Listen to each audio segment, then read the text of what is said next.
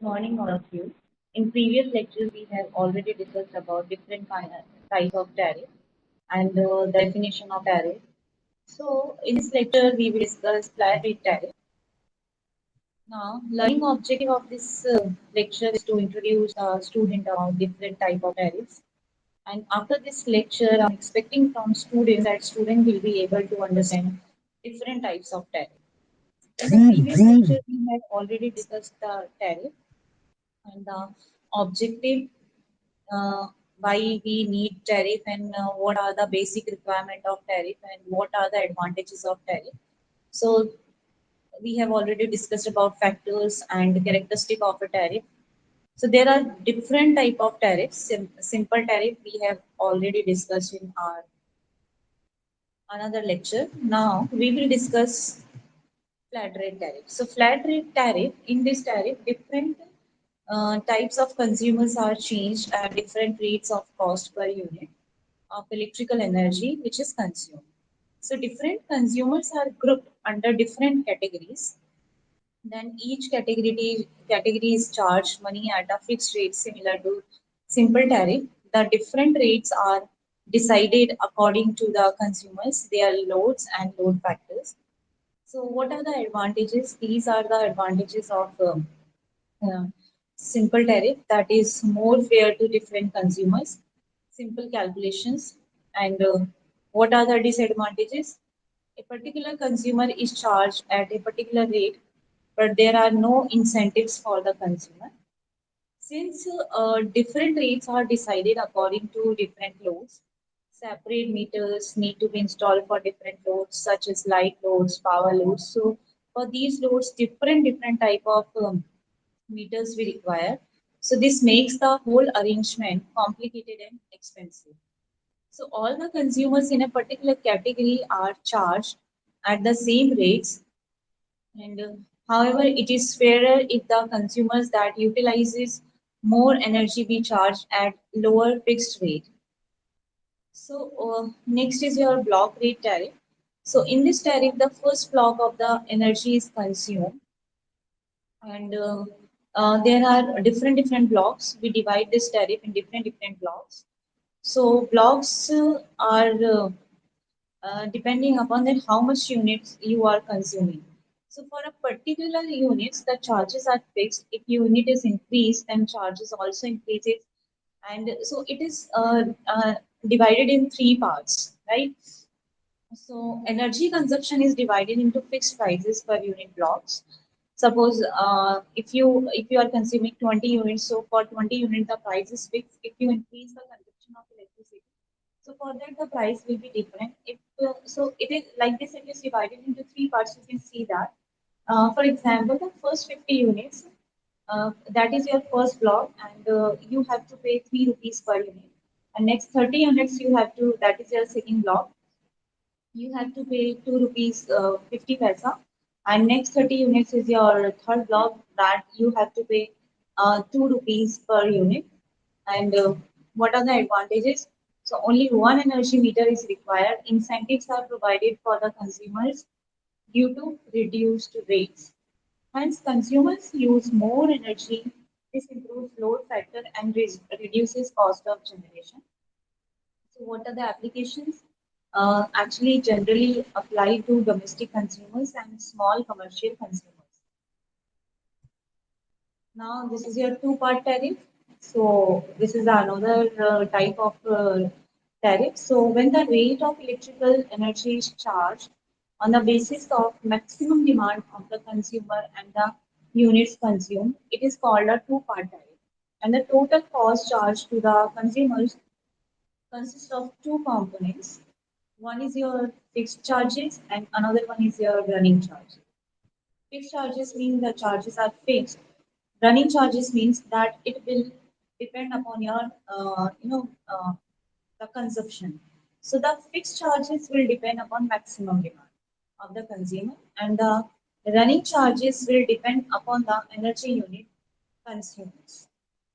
So that's why this is divided into two parts. One part is depending upon the maximum demand, and another part will depend upon the running charges and how much energy you are consuming. So it can be expressed as total cost is equal to A in kilowatt. P is your kilowatt hour. So A is charge per kilowatt of maximum demand. That is constant, which when multiply with maximum demand gives the total fixed cost. P is your charge per kilowatt hour of energy consumed. So B is a constant which when multiplied with units consume kilowatt hour. So you can see the one is your maximum demand, that is your in megawatt. Second part is depending upon the energy. So that's why this is called your two-part tariff.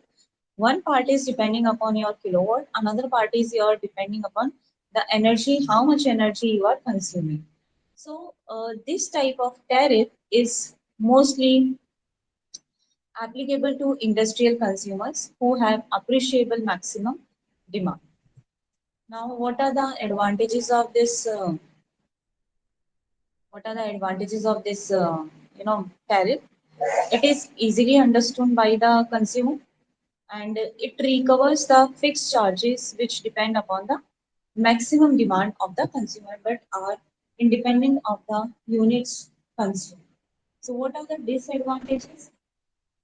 The consumer has to pay the fixed charges irrespective of the fact whether he has consumed or not consumed the input. So there is always error in assessing the maximum demand of the consumer. So this is the disadvantage of this type of tariff.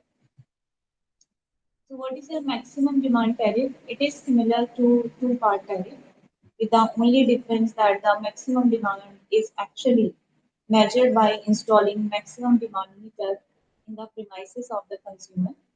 This removes the objection of two-part tariff, where the maximum demand is assessed merely on the basis of the rateable value. This type of tariff is mostly applied to big consumers. So, however, it is not suitable for a small consumer, for example, residential consumer, or as a separate maximum demand meter is required. The most important tariff is your power factor tariff. So, what is your power factor tariff? The tariff in which which power factor of the consumer load is taken into consideration is known as power factor tariff, and this is depending upon these three parts. One is your kVA maximum demand tariff, sliding scale tariff, kilowatt, and kVAR tariff. So, what is your kVA maximum demand tariff? It is modified form of two-part tariff. The fixed charges are made on the basis of maximum demand in kVA and not in kilowatt. As kVA is inversely proportional to power factor, therefore consumer having low power contribute more towards the fixed charges has to it encourages consumers to operate their appliances at improved power factor. Next type of tariff is your sliding scale tariff. So what is sliding scale tariff? In this type of tariff scheme, an average power factor is taken as reference. So now if the power factor of the consumer's load is lower than the reference, he is penalized accordingly. So hence a consumer having low power factor load will have to pay more fixed charges. Also, if the power factor of the consumer's load is greater than the reference, he is awarded with a discount. This gives incentives to the consumers, and it is usually applied to large industrial consumers. Now, kilowatt and kVAR tariff. In this type, both active and reactive power supplied are charged separately. A consumer having low power factor will draw more reactive power and hence shall have to pay more charges. Next is your three-part tariff. When the total charge to be made from the consumer is split into three parts, one is your fixed charge and semi-charge and running charge.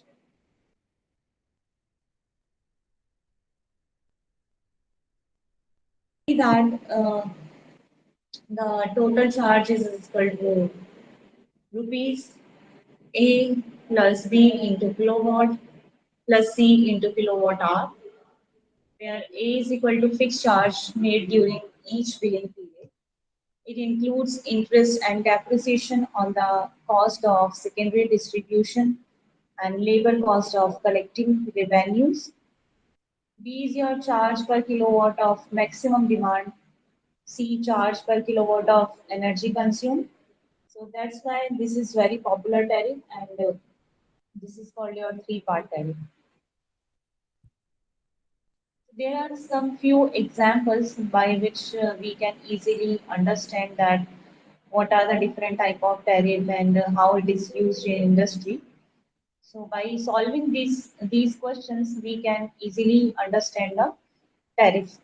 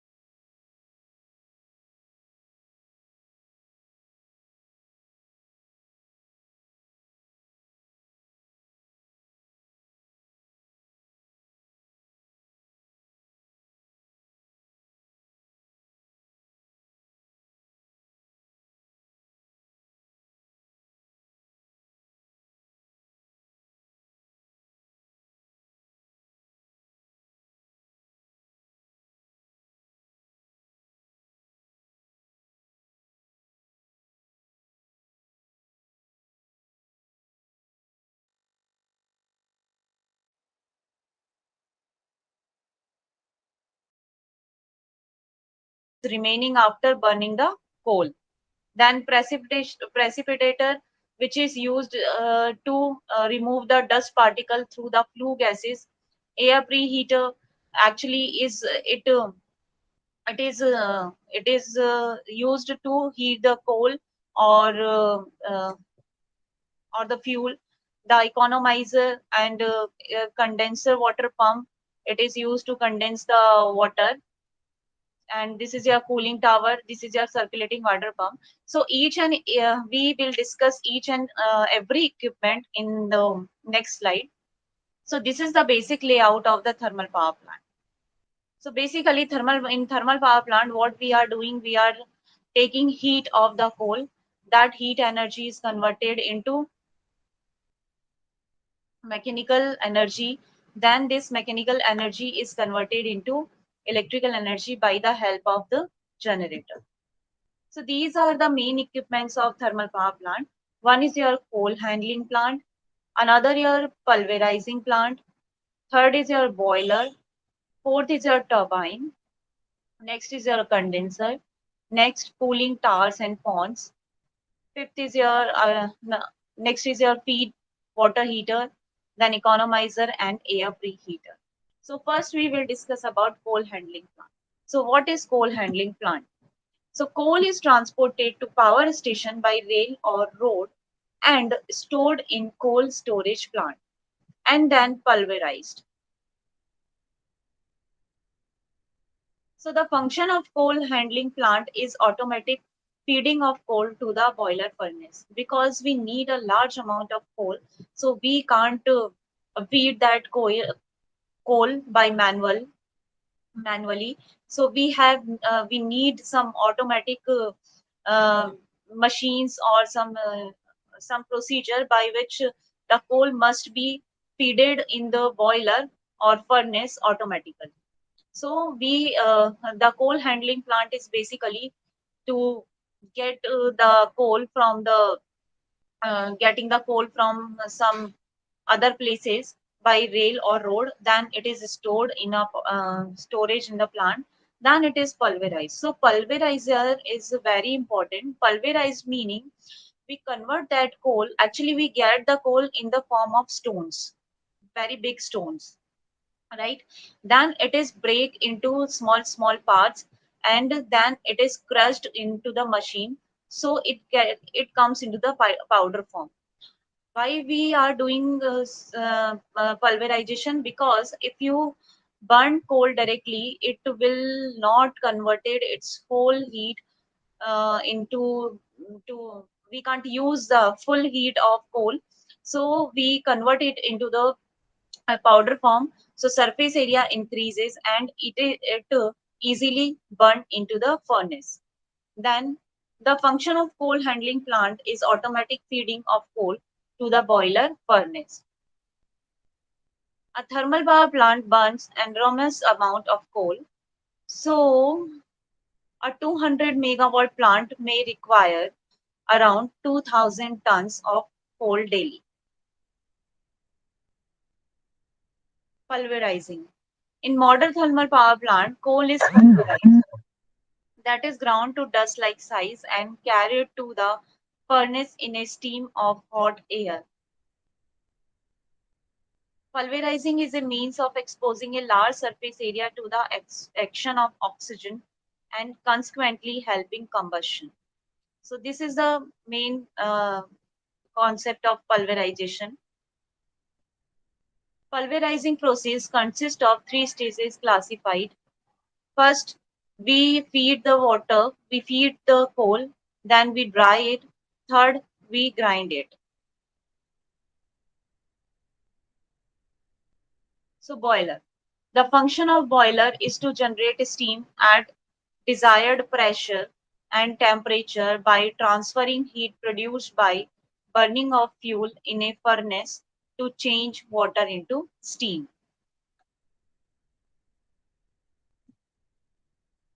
Now, what is the use of turbine? So in thermal power plant, generally three turbines are used to increase the efficiency: high pressure turbine, intermediate pressure turbine, and low pressure turbine. About these turbine in detail, we will discuss in the next lecture. So what is the main use of turbine? Actually, it converts the heat energy of steam into the mechanical energy. Because when the steam is thrown to the turbine blades get start to rotate, and the heat energy is converted into the mechanical energy by the use of turbine. Now, very important part, that is condenser. So the surface condenser is a shell and tube heat exchanger where cooling water flows through the tubes, and exhaust steam fed into the shell surrounds the tube. As a result, steam condenses outside the tube. So there are actually this is the procedure by which we can convert the steam into again water. So steam cannot be wasted. So the surface condenser is like a tube. It has tubes, cooling tubes. Between these tubes, we supply the exhausted steam, or we fed the exhausted steam into the shell, which is surrounded by the cooling tubes. So this steam is condensed outside the tubes and again converted into the water. This water is again uh, supplied to the boiler. So by using the condenser, we can reutilize the exhausted steam.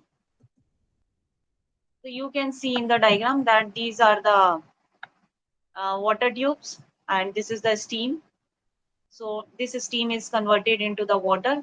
Then this is your water outlet where you can uh, fed this water into the boiler. So this is your condenser. Now cooling towers and ponds. A condenser needs huge quantity of water to condense the steam.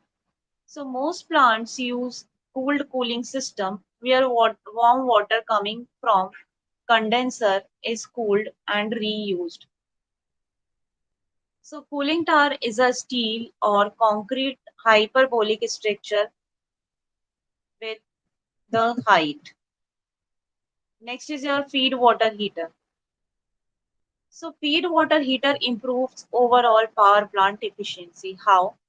Actually, thermal stress due to cold water entering the boiler drum are avoided. So quality of the steam produced by the boiler is increased by feed water heater.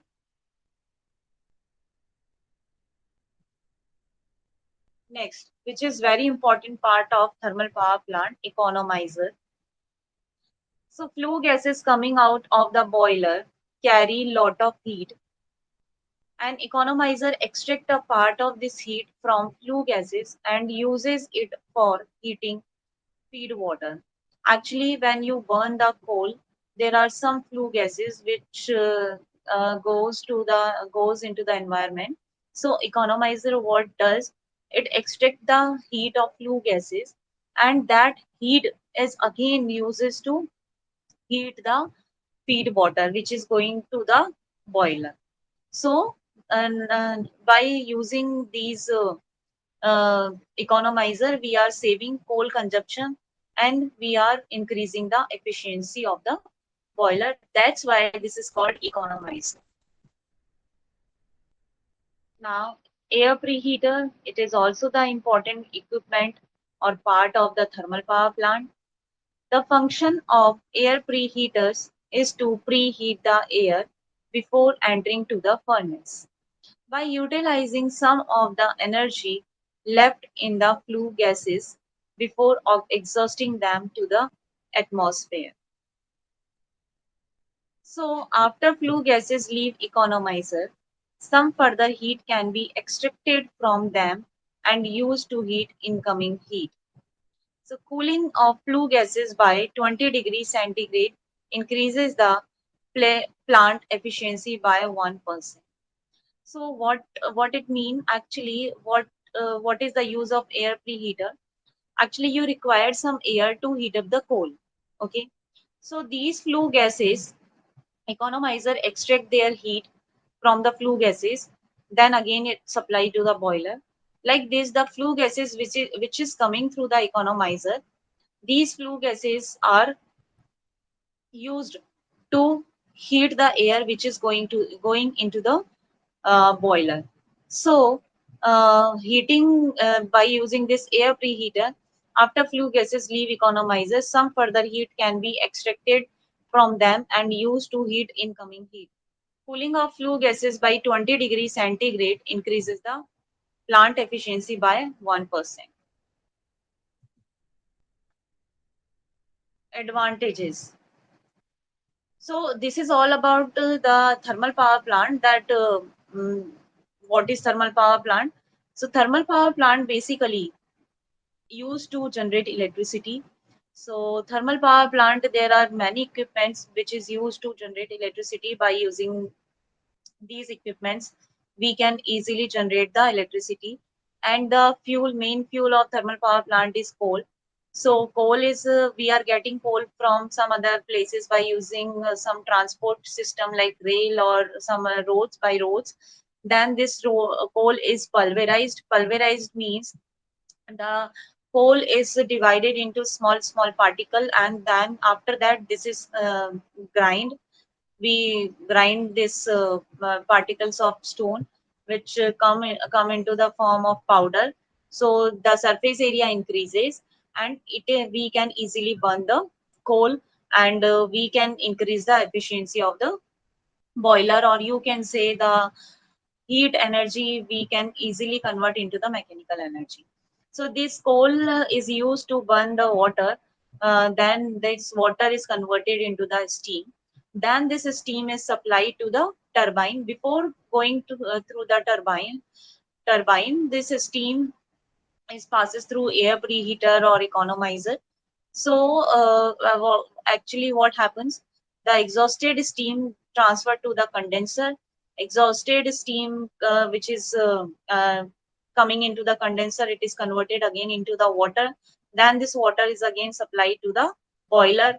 What economizer does, what is the working of economizer? Economizer actually it extract the heat of flue gases which is coming through the boiler, and the heat is extracted. Again, it is used to uh, uh, boil the water, or used to convert the water into the steam. And like this preheater is used to extract the dust particle of the flue gases. So these are the most important equipment of thermal power plant, by which we can increase the uh, capacity or efficiency of the thermal power plant. So basically, a thermal power plant convert heat energy into mechanical energy. Then this mechanical energy is converted into electrical energy. Now we comes to the advantages of thermal power plant. So what are the advantages of thermal power plant? The fuel used is quite cheap, less initial cost as compared to other generating station. Actually, there are two type of cost. We will discuss in detail it later, but in brief, I can explain over here. One is your operating cost and one is your capital cost. So the it required initial less initial cost as compared to other generating stations like hydropower plant or some other plants like gas power plant or nuclear power plant. And third one is your it can be installed at any place irrespective of the existence of coal. The coal can be transported to the site of plant by rail or roads. Disadvantage. The big disadvantage of thermal power plant is it pollutes the atmosphere due to producing large amount of smoke and fumes. Higher maintenance cost and operating cost is required, and it required huge amount of water. So these are the basic three disadvantages of thermal power plants. So big disadvantage is the pollution. So it is the point which must be considered when you are situating thermal power plant, and you must do some arrangement for pollution. So the flue gases which is going into the environment can't pollute the environment. And high requirement of water, because the main main requirement of steam, which is used to convert the heat energy into the mechanical energy, and mechanical energy is converted into the electrical energy. So these are the disadvantages of the thermal power plant. Now, these are the references book by which you can easily understand the generation of power. One of them is electrical power generation, transmission and distribution by Singh SN. Next is your generation of electrical power by B.R. Gupta. So this is the basics of the thermal power plant. That thermal power plant convert heat energy into mechanical energy. Then mechanical energy is converted into electrical energy. So heat energy of coal is used to convert water into steam. That steam is supplied to the turbine, which rotate the blades of turbine. So turbine rotates, and the steam is converting heat energy into the mechanical energy using the turbine. Then this turbine is directly connected to the generator. So this mechanical energy of the turbine is converted into the electrical energy. So now this is the procedure by using we are getting electrical energy from the thermal power plants. And the second most important thing, that the 75% of generation of electricity in India is through the thermal power plant. And the third part is the main equipment or thermal power plant. One is your boiler, second is your turbine, third is your generator, and some other equipments are your economizer, condenser, air preheater, and your air preheaters. Okay, so these are the equipments of the thermal power plant. And most important is pulverization. So pulverization is used to convert the coal into the powder form. So it can easily increase the surface area of coal, and it increase the efficiency. So it can easily burn into the boiler, which easily convert water into the steam.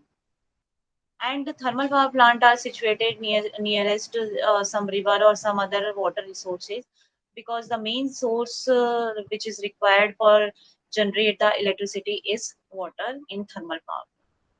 So this is all about your thermal power plant. If you have any question, you can ask me in the next lecture. Now this is the quiz which is based on this lecture. Okay, so let's solve the quiz. So your first question is, the commercial source of energy are. So everyone knows the commercial sources of energy are some thermal power plants, and there are four thermal power plants. Power plants. One of them is thermal power plant. Another one is your hydropower plant. Third one is your gas power plant. Fourth one is your nuclear power. Okay. So the commercial source of energy are your solar, wind, and biomass. B option is your fossil fuels, hydropower, and nuclear energy. Third option is your wood, animal wastage, and agriculture wastage. Fourth is your none of the above. So the answer is your B, fossil fuel, which means coal. Hydropower plants means water, and nuclear energy, uranium and all, by which we generate the energy. So these are the commercial sources of energy. Rest of are your conventional, non-conventional, or you can say renewable energy sources. So B is the right answer for this question. Now we come to the second question.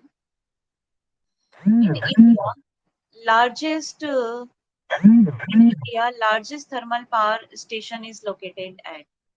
So first is your Kota, B your Sarani, third is your Chandrapur, and Neyveli.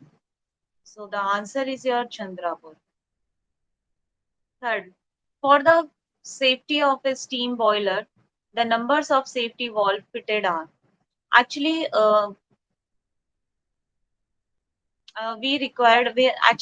in thermal power plant we are generating steam in large amount of steam, which is very heated. So for safety purpose, there are two wall are fitted in the boiler. So the right answer for this question is C, which is two. In thermal power plant, turbine is placed before boiler, in between boiler and generator, after generator, any of the above. So I have already told you that the steam which is coming through the boiler is thrown to the turbine. That turbine converts this mechanical energy into the electrical energy. So the turbine is placed, and after turbine we connect a generator which converted mechanical energy into electrical energy. So the turbine is placed in between boiler and generator. So the right answer of this question is your B. So we come to the next question. What is your next question? Yeah. Next question is, the following is the correct order of energy conversion in thermal power plants. So the following is the correct order of energy conversion in thermal power plants. Option 1, chemical energy is converted into mechanical energy, then mechanical energy is converted into electrical energy. B is mechanical energy is converted into chemical energy, then chemical energy is converted into electrical energy, then wind energy is converted into mechanical energy, and mechanical energy is converted into electrical energy. Then fourth part is your heat energy is converted into electrical energy, and electrical energy is converted into mechanical energy. So the correct answer is, very well, which is D, because we are taking coal as a fuel, which is converting heat energy into which is converting, sorry, heat energy into mechanical energy than electrical energy, or you can say chemical energy into mechanical energy into electrical energy. So answer is your A. The chemical energy is converted into mechanical energy, then mechanical energy is converted into electrical energy. This is the right answer for this question. Now we come to the next question, which is question number 6.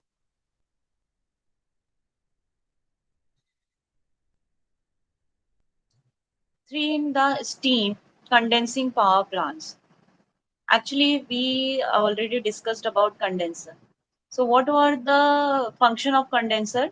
The condenser was taking the exhausted steam and it was condensing the steam which were exhausted. So, the exhausted steam is again utilizing and it converted into water. Then again, this water is fed into the boiler. So, A part is the amount of energy extracted per kilogram of steam is increased. B is your the steam converted into water can be recirculated with the help of pump.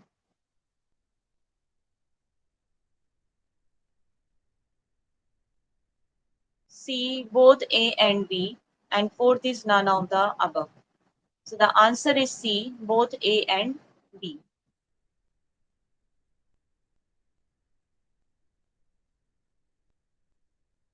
Now we come to the next question, which is in thermal power plants the dust of flue gases is trapped by. So we have already discussed the thermal power plants. The dust of flue gases is trapped by precipitator, economizer. What is the use of economizer? We have already discussed. We have discussed superheaters and air preheater. So the correct answer is precipitator because it extracts the dust of flue gases. Okay. Now, what is the use of economizer? So we have already discussed. Economizer is used to take heat of flue gases. Again, it is used to heat up the water, and water is converted into the steam. Air preheater, the air which is supplied to the coal, which is already preheated by the heat of flue gases, which is going into the atmosphere. So precipitator is the right answer for the seventh question. Now, question number 8. The path of flue gases in thermal power plant is. The path of flue gases in thermal power plant is. One is your big boiler, economizer, boiler to economizer, superheater, air preheater, boiler to superheater, air preheater, economizer, boiler to air preheater, superheater, economizer. So, first it is used, B is the right answer for this question. Boiler, then it goes to superheater, then it goes to air preheater, then economizer. So this is the path of flue gases. Okay, flue gases which is coming out through the boiler, it is goes to the superheater. Okay, the superheater extract the heat of these flue gases. Then it is passed through the air preheater. So it heat the air which is supplying to the boiler to heat up the coal. After that, it passes through the economizer. Okay, so you can see through the diagram also that it would be easy for you to understand the procedure. Okay, so boiler. Okay, after that it is going to the precipitator or superheater, then air preheater and economizer. So this is the procedure.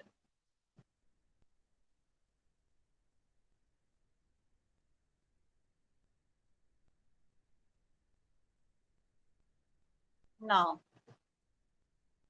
the following is not a component of thermal power plant. So we have already discussed all the components of thermal power plant, which is used to generate the electricity. So options are: one is condenser.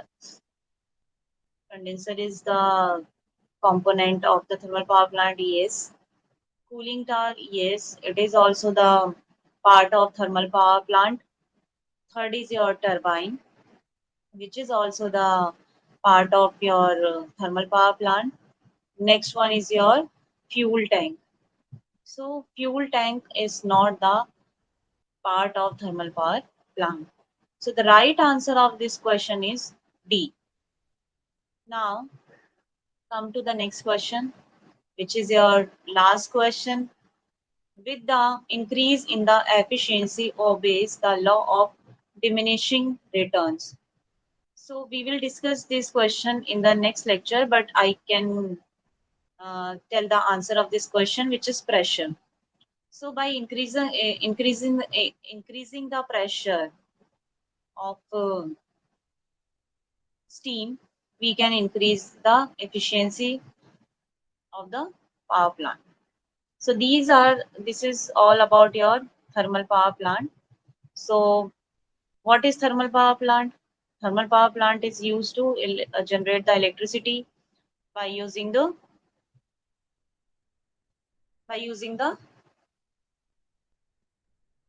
coal. So first coal is converted into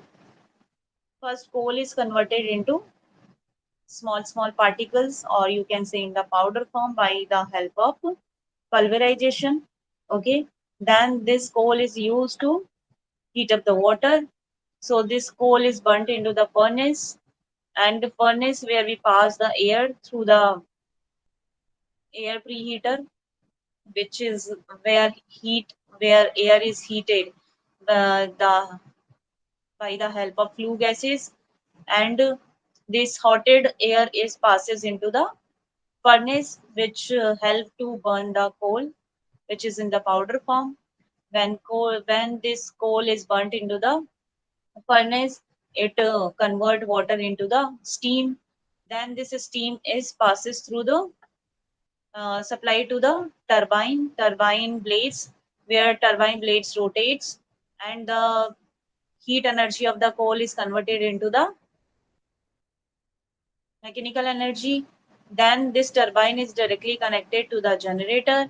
So generator is convert this mechanical energy into the electrical energy. So electricity is generated.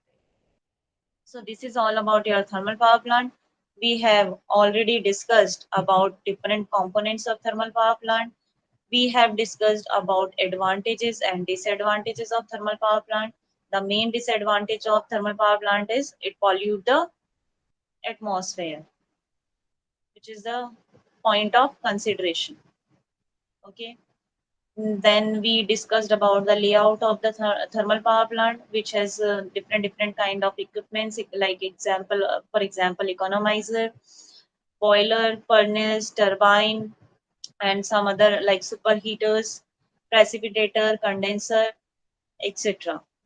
Okay, so we have already discussed about different equipments, advantages and disadvantages, and different power plants which is situated in the India. So most of the generation is through the thermal power plants in India, which is almost 75%. So this is the conventional source of generating electricity. So this is all about thermal power plant. If you have any question, you can ask in this lecture or in the next lecture. Thank you.